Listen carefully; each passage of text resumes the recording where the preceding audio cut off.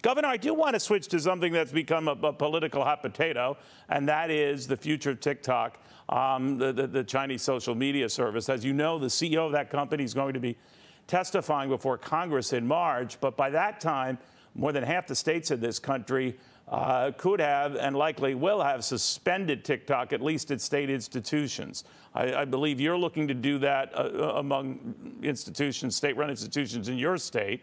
It follows something that has been very similar going on in a host of other states. I'm just curious where you see it going and outline your plans to deal with TikTok.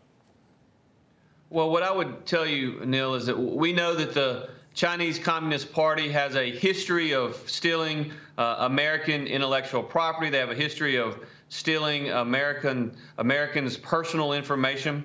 And we want to be proactive in ensuring that they do not have the ability to steal Mississippi state government data.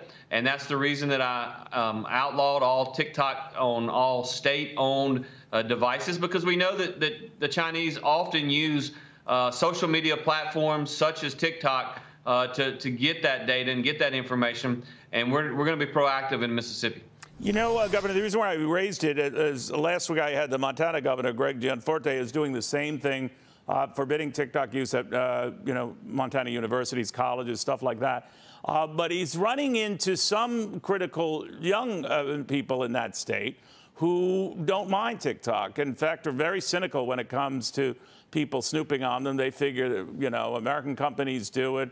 Chinese companies are probably doing it, but they like the videos. They like communicating on it, and they're not happy when a governor tries to shut it down. How do you deal with that, or will you deal with that in Mississippi?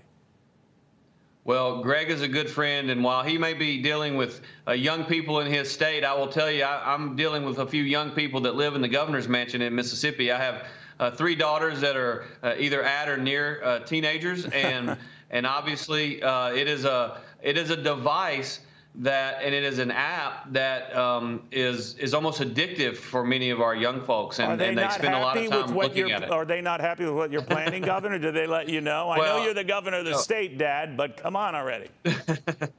Well, there's no doubt that there's opposition to what we're doing, but we've got to be clear and recognize that China is not our friend, and that this is a clear and present danger to cybersecurity in our state and honestly across America. And we've got to be cognizant of that, and we got to be willing to take what is sometimes difficult decisions to make sure that we protect ourselves.